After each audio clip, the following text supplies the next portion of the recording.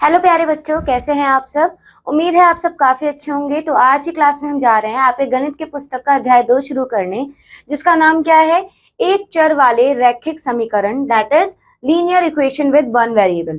तो चलिए शुरू करते हैं, समझते हैं इसके बारे में। आपने पहले ही अलजेब्रिक एक्सप्रेशन के बारे में पढ़ा हुआ है ना।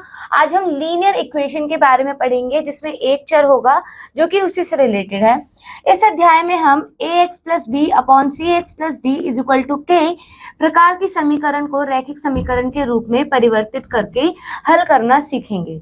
सबसे पहले हम समझेंगे समीकरण होता क्या है, यानी इक्वेशन क्या होती है।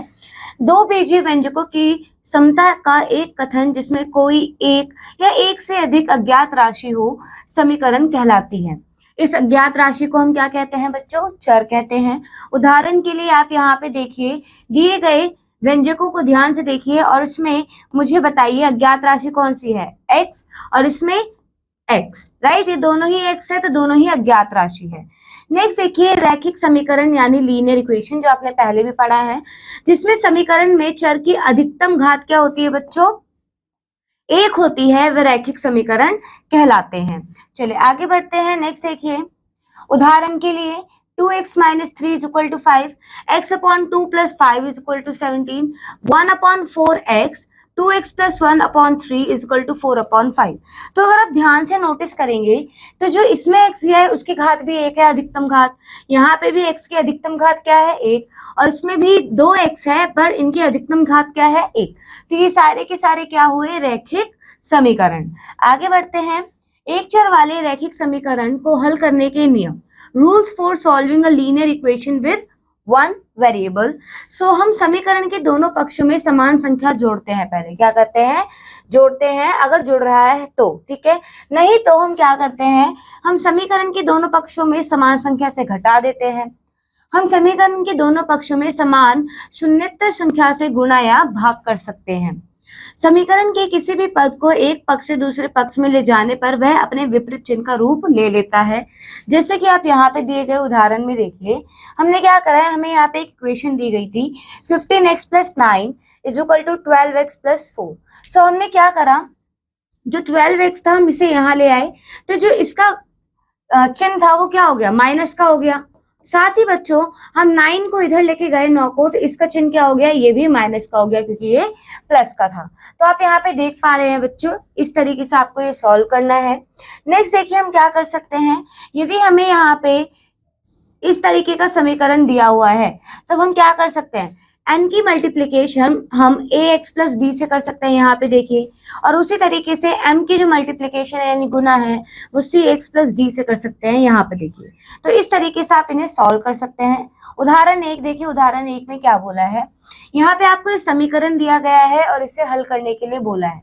तो आप कैसे हल कर सकते हैं, सबसे पहले देखिए, आप यहाँ पर 4x माइनस 5 2x प्लस 9 दे रखा है, तो हमने क्या किया, 2x को हम इस साइड ले आए, कहां पर, लेफ्ट हैंड साइड, और -5 को हम राइट हैंड साइड लेके गए।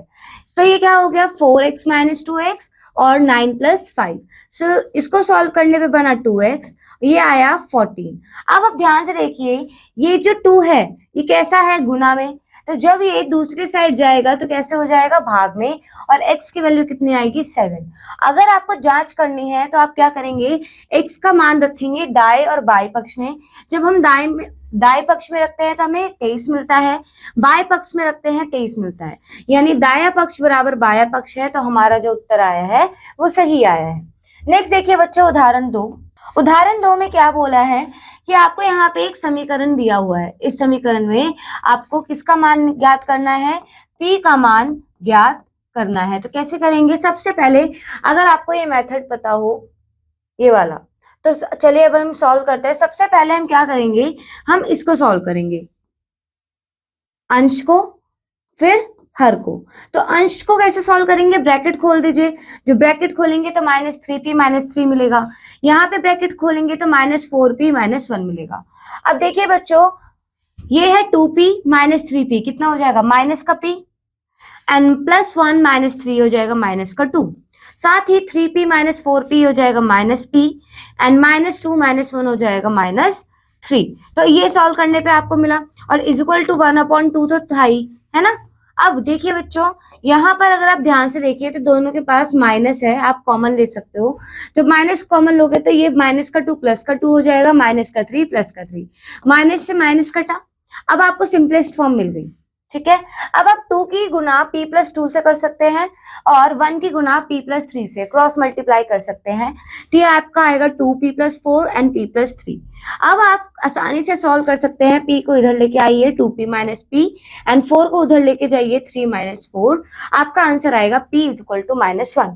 जांच करने के लिए आप क्या करेंगे, जहां जहां p है वहां पर p का मान रख देंगे, ठीक है। अब आप p का मान जब रखेंगे तो 2 into -1 plus 1, 3 into -1 plus 3, 3 into -1 क्योंकि p का मान क्या है -1, -2 एंड 4 इंटू -1 प्लस 1। अब आप आसानी से जब सॉल्व करेंगे तो आप देखेंगे कि आपका दाया पक्ष और बाया पक्ष बराबर आ रहा है, जो कि 1/2 था, राइट। सो आप कह सकते हैं जो आपका मान निकला है वो सही निकला है। आगे बढ़ते हैं, उदाहरण 3 देखते हैं। जो भी बच्चों हम क्वेश्चन सॉल्व कर रहे हैं वो बहुत इंपॉर्टेंट है, क्योंकि उसी के बेसिस पे आपके एक्सरसाइज में क्वेश्चन दिए हुए हैं। इन क्वेश्चन को ध्यान से समझिए, देन आप उन क्वेश्चन को सॉल्व करने के लिए एलिजिबल होंगे। देखिए अब इधर उदाहरण 3, यहाँ पे क्या बोला है, 1/5x plus 1/7x is equal to x minus 8 को हल कीजिए। सो बेसिकली आपको क्या करना है, x का मान ज्ञात करना है ना। तो कैसे करेंगे, यहाँ पर आप क्या कर सकते हैं, इनका पहले आप एलसीएम ले सकते हैं। जब आप इनका लसा निकालेंगे और 5 और 7 का, तो 35 आता है। अब लासा आया 35, 35 की 5 से भाग करी 7, 7 की गुना 1 से 7x, फिर उस 35 की 7 से भाग करी 5, 5 की गुना 1 से करी 5x। अब इन दोनों को जोड़िए, ये हो जाएगा 12x upon 35 is equal to x minus 8। Now जब आप इसे सॉल्व करेंगे तो देखिए बच्चों, इस 35 की गुना x माइनस 8 से हो सकती है ना। तो 35x माइनस 35 गुना 8। अब आप इसे सॉल्व करेंगे तो 35 minus 2 my bad, that is 35x minus 280 आएगा, ठीक है। 35x minus 280। अब आप देखिए यहाँ पर जो प्लस का 35x है वो इधर आ जाएगा, माइनस का 35x हो जाएगा, और माइनस 280 यहीं रहेगा। जब आप इसे सॉल्व करेंगे आपको मिलेगा माइनस का 23x, माइनस से माइनस कट गया दोनों साइड, 23 गुना में है, भाग में ले आइए, x का मान 280/23। कट नहीं रहा है तो आप छोड़ देंगे। अब जांच करने के लिए आप इस मान को यहाँ पर दिए गए समीकरण में रखेंगे, और बाएं और दाएं पक्ष को जब आप चेक करेंगे तो आपका आएगा 96/23, 96/23, जो कि बराबर है, यानी आपका उत्तर सही है। बच्चों आपको रख के इसे सॉल्व करना होगा, ठीक है। सॉल्व करना तो आपको आता है। उदाहरण 4 देखिए, उदाहरण 4 में भी सेम ही प्रकार का क्वेश्चन दिया गया है। 3x plus 5 upon 4x plus 2 is equal to 3x plus 4 upon 4x plus 7। तो इन्होंने कैसे सॉल्व करा है, क्रॉस मल्टीप्लाई कर दिया, ठीक है। तो आपको ये फॉर्म मिल गया। अब आप इसके गुना करना तो जानते हैं वज्र गुणन से। सो हम यहाँ क्या करेंगे, 4x के 3x से करेंगे पहले, है ना। तो 12x स्क्वायर, एंड फिर हम करेंगे 4x की 5 से, तो कितना आएगा बताइए बच्चों, 20x, एंड 7 3 जा 21x, तो यहाँ देखिए, एंड 7 3 जा 35। सो इस तरीके से आपने इसे सॉल्व किया। नेक्स्ट है आपका 3x into 4x, 12x square, then आपने क्या किया, 4x इंटू 4 16x, देन आपने क्या किया, 3x plus 2 6x, and 4 into 2 8। तो बेसिकली कैसे सॉल्व करा है, पहले 3x की गुना आपने करी 4x प्लस 2 से, एंड फिर 4 की गुना करी आपने 4x प्लस 2 से। इसका मतलब तो यही है। और इसका क्या मतलब था कि आपने 4x की गुना करी पहले 3x प्लस 5 से, देन जमा आपने 7 की गुना करी 3x प्लस 5 से, इस तरीके से। क्लियर, आगे बढ़े, चले। अब देखिए बच्चों, ये दोनों जुड़ जाएंगे तो कितना आएगा, ये देगा 22x और ये आएगा आपका 41x। अब इसे आप सॉल्व कर सकते हैं कैसे, 12x स्क्वायर इस साइड आएगा तो माइनस का 12x स्क्वायर हो जाएगा, एंड प्लस 41x यहीं पे है, 22x इधर आएगा तो माइनस का 22x हो जाएगा, प्लस का 35 उधर जाएगा तो माइनस का 35। अब आप इसे देखिए, ये होगा 41x माइनस 22x माइनस 22। अब यहाँ पे माइनस 27, क्योंकि ये पूरा पूरा कट गया है ना, तो ये दोनों बचे, एंड माइनस का 27। अब जब इन्हें सॉल्व करेंगे तो आपको मिलेगा 19x is equal to minus 27, और यहाँ पे ये इसके भाग में आ जाएगा, राइट। तो इस तरीके से अब आप इसकी जांच कर सकते हैं। x का मान कितना है, -27/19। तो यहाँ पे आपने x का मान रखा। पहले हम बाया पक्ष सॉल्व कर रहे हैं एंड जब आपने इसे सॉल्व किया, पूरा सॉल्व करने के बाद आपको मिला 1/5। ठीक है। उसी तरीके से अपने दाएं पक्ष में x का मान रखा, कितना था, -27/19। आपने इसकी गुणा इससे करी, इसकी गुणा इससे करी, तो आपका ये आंसर आया। इसे भी हल करने पे 1/5 आया, जो कि बाया पक्ष दाया पक्ष दोनों बराबर है। इसी तरीके से आपको इन क्वेश्चन को सॉल्व करना है। अब बच्चों यहाँ पे भी देखिए, अभ्यास में भी मैंने कहा था आपको सेम ही प्रकार के क्वेश्चन दिए हुए हैं जो कि आपको हल करने हैं। निम्नलिखित समीकरणों को हल कीजिए, अपने उत्तर की जांच कीजिए। तो बेसिकली आपको सॉल्व करने के बाद x का मान इस समीकरण में रख के देखना है आपका उत्तर सही आ रहा है या नहीं। जैसे करके देखते हैं। यहाँ पर हम क्या करेंगे, इसके भाग में कुछ नहीं है तो 1 है। 1 की गुणा किससे करेंगे, 3x - 5 से, और 12 की गुणा करेंगे हम 4x + 3 से। सॉल्व कीजिए, हो जाएगा 3x - 5, ये हो जाएगा 12 4 जा 48x + 36। अब -48 3x, ये -48x हो जाएगा 36 + 5, राइट। ये इधर आएगा तो ये कितना होगा घटाने पे, बताइए बच्चों, -45x, इतना ही होगा ना, माइनस का 45x, और ये कितना हो जाएगा 41। x का मान कितना है, 41/-45, यानी माइनस का 41/45। एक बार दोबारा सॉल्व करके देखते हैं कि हमने सही स्टेप फॉलो किए हैं या नहीं। पहले हमने क्या करा, 3x - 5 एज इट इज आया, 12 की गुणा इससे करी तो 48x + 36, यही हुआ। अब यहाँ पे माइनस का 5 उधर जाएगा तो प्लस का 41 हो जाएगा, माइनस का 48x हो जाएगा इधर आके, तो 48 में से 3 जाएगा 45, माइनस का 45x, फिर ये भाग में गया। अब आपको क्या करना है, आपको यहाँ पर इसमें रख के देखना है, 3 की गुणा -41/45 -5 बराबर, बटे में 12 -41/45 + 3 = 12। अब आप इसे हल करेंगे तो ये दोनों बराबर ही आएंगे। चाहे तो आप इसे हल करके देखिए, कैसे करेंगे हल। सबसे पहले देखिए क्या करना है, इसकी गुणा इससे कीजिए, कितना आएगा 123, माइनस का 123 -5 × 45। ठीक है। अभी हम यहाँ पे हम LHS सॉल्व कर रहे हैं। ठीक है, ये LHS, क्योंकि RHS में तो 12 ही है, बटे में 45, फिर पूरा बटे। ठीक है, मैं सॉल्व करते जा रही हूँ, एलसीएम साथ लेते ही बच्चों। यहाँ पे इसे सॉल्व कीजिए, कितना हो जाएगा 164 माइनस का +3 × 45/45, ये कट जाएगा इससे। अब इसे सॉल्व कीजिए, हो जाएगा -123 -5 × 5 = 25, 225 बटे, बताइए कितना आएगा, ये हो जाएगा -164 + 3 × 5 = 15, 1 हासिल, और 3 चौक 12 और 1 13। अब इसे हल कीजिए, कितना होगा बताइए बच्चों, इसे जोड़िए, ये आएगा आपका पूरा 8 4 348, इतना ही आएगा, माइनस का 348 है ना। और इसको हल करेंगे तो कितना आएगा, ये बनेगा 9, ये आया आपका 9, 14 में से 5 गया 9, 15 में से 2 गया 29। अब आप इसे काटिए बच्चों, आपका आंसर आएगा, यहाँ पे देखिए कितने बार में, 12 बार में।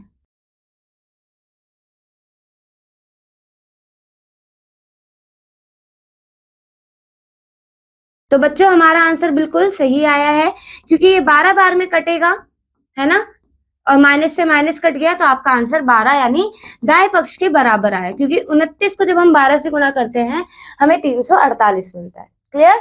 चलिए आगे बढ़े। आई होप आपको क्लियर हुआ कैसे किया है। यहाँ पे हमने इसका x का मान निकाला और यहाँ पे हमने इसकी जांच करी है। तो इसी तरीके से आपको ये पूरा क्वेश्चन सॉल्व करना है। सेम बच्चों नीचे भी है, आपको इसको भी सॉल्व करना है। आगे बढ़ते हैं। नेक्स्ट देखिए, नेक्स्ट क्या बोला है।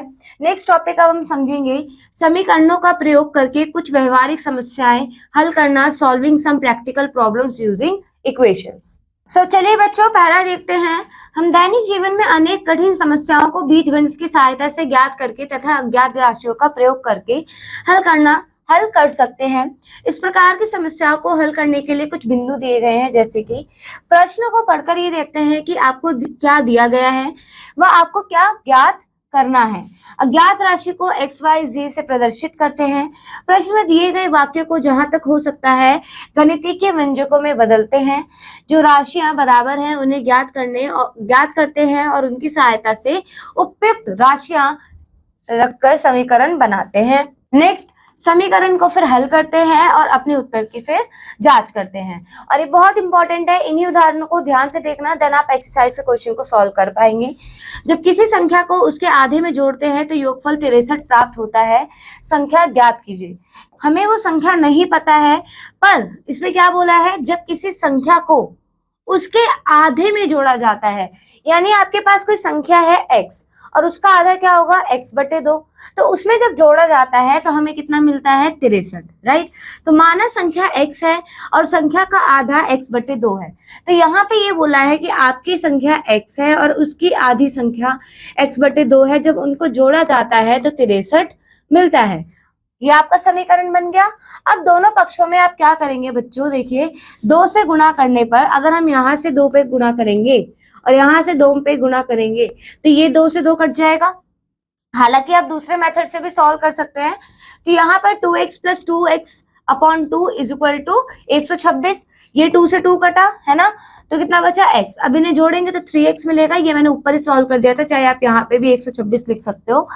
एंड अभी 3 गुना में है, भाग में जाएगा तो x का मान 42 आएगा। अब हमें जांच भी करनी है, जांच करेंगे तो आप देखिए समीकरण हमें क्या दिया था, समीकरण हमें दिया था जो हमने बनाया था वो x + x/2 = 63 था। x का मान है 42, तो यहाँ पे 42 1/2 गुना 42 = कितना हो जाएगा 42 + 21 जो आपका आएगा 63। तो यानी बाया पक्ष दाएं पक्ष के बराबर है, तो आपका उत्तर सही है। नेक्स्ट देखिए, दो संख्याओं का अनुपात आपको दे रखा है 3:5। यदि प्रत्येक संख्या में 10 जोड़ दिया जाए तो इनका अनुपात कितना हो जाता है 5:7। मूल संख्याएं ज्ञात कीजिए। तो हम क्या कह सकते हैं कि जो हमें पहला अनुपात दिया था, ठीक है, उसे हम 3x और 5x से रिप्रेजेंट कर सकते हैं। और इसमें जब हमने 10 जोड़ा था, यानी ये हो गया था 3x + 10 और ये कितना हो गया था 5x + 10। तो जब इनमें हमने 10 जोड़ दिया था तो इसका अनुपात कितना हो गया था 5:7। यहाँ पे देखिए 5:7। तो हम क्या कह सकते हैं कि हमने 3x + 10 बट्टे में 5x + 10 जब जोड़ा, 5x पे 10 जोड़ा तो हमें अनुपात मिला 5/7। यही तो क्वेश्चन हुआ, यही समीकरण बना। अब जब हम कैसे सॉल्व करेंगे, 7 की गुणा 3x + 10 से करेंगे और 5 की गुणा 5x + 10 से करेंगे। 7 3 21x, 7 × 10 70,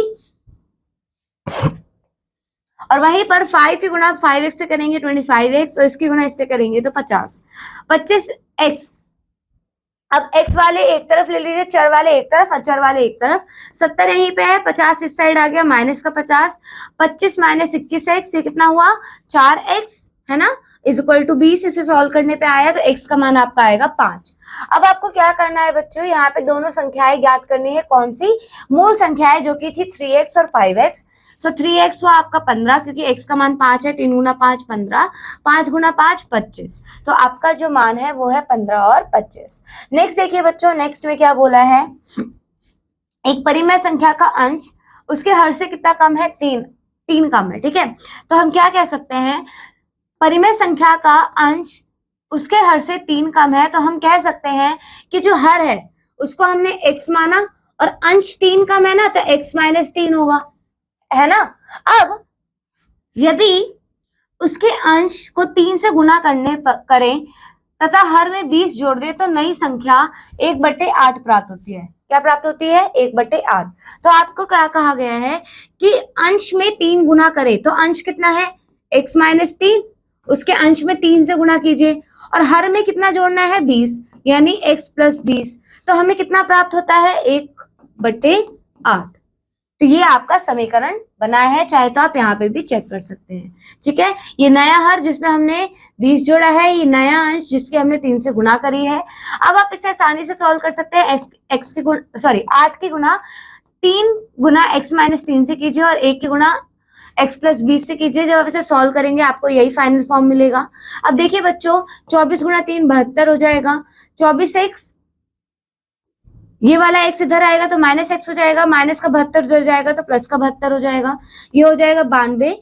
23x, अब 23 जो है वो गुना में है, भाग में जाएगा, कट के आपको x का मान 4 मिलेगा।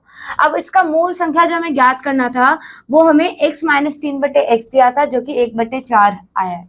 ठीक है, आगे बढ़े। नेक्स्ट देखिए, नेक्स्ट उदाहरण। एक आयत की लंबाई उसकी चौड़ाई से 15 सेंटीमीटर अधिक है, उसका परिमाप 230 सेंटीमीटर है। आयत की लंबाई और चौड़ाई ज्ञात कीजिए।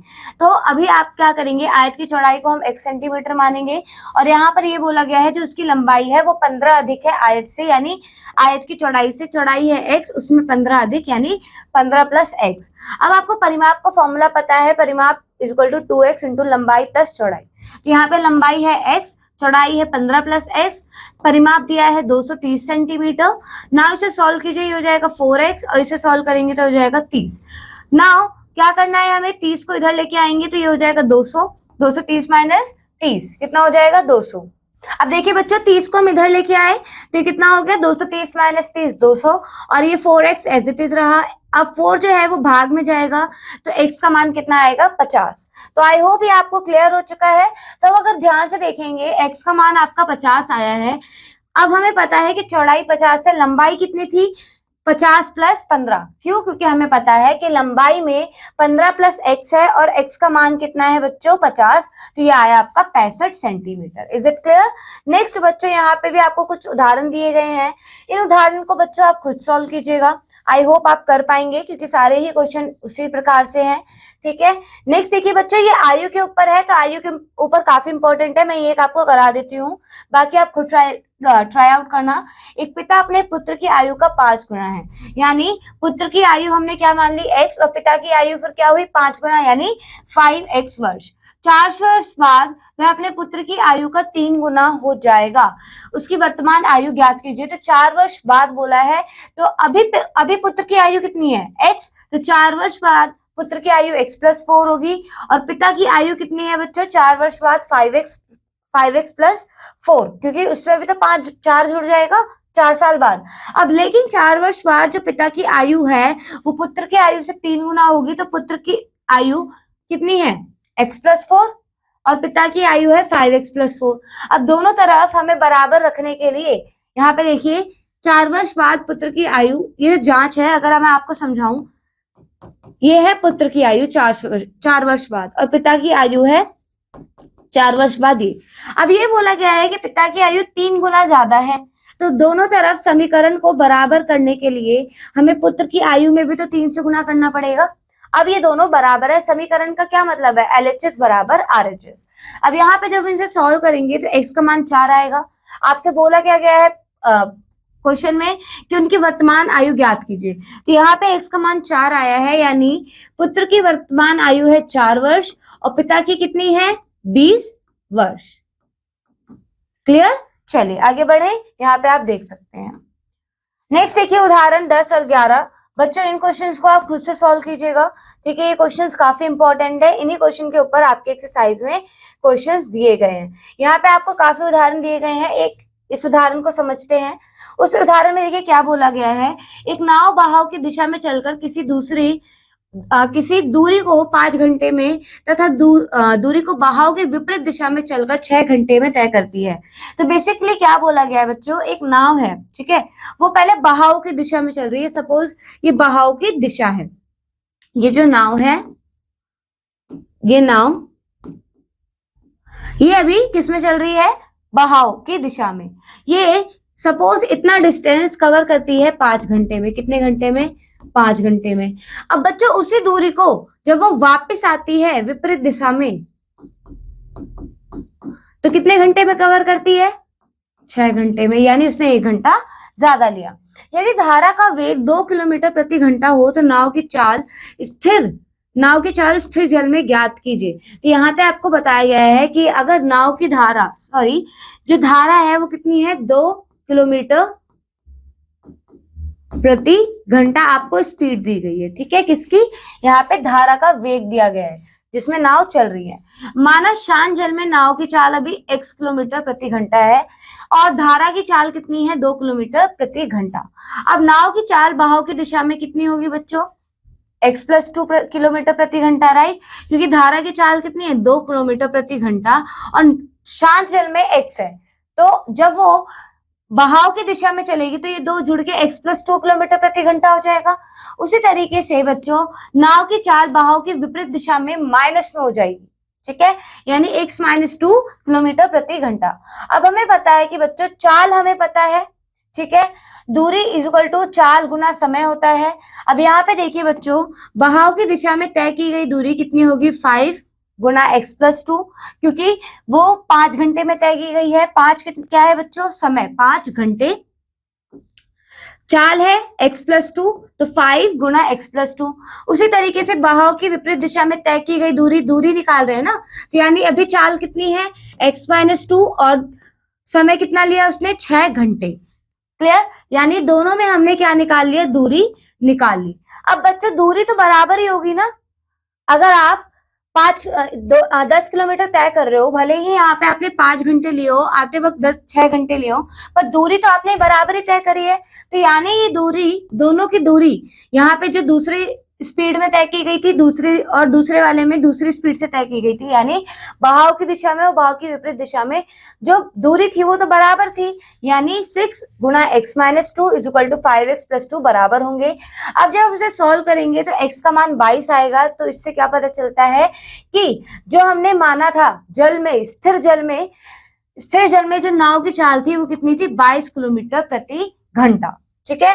नेक्स्ट देखिए बच्चों, नेक्स्ट में क्या बोला है, यहाँ पर आपको दो स्टेशनों के बीच की दूरी दी गई है, कितनी है 450 किलोमीटर। अब दो रेलगाड़ियां समांतर पटरियों पर एक समय से चलकर एक दूसरे को पार करती हैं। यदि एक रेलगाड़ी की चाल दूसरी रेलगाड़ी से 5 किलोमीटर अधिक है और 5 घंटे बाद दोनों रेलगाड़ियों की दूरी अंतर 50 किलोमीटर हो तो प्रत्येक रेलगाड़ी की चाल ज्ञात कीजिए।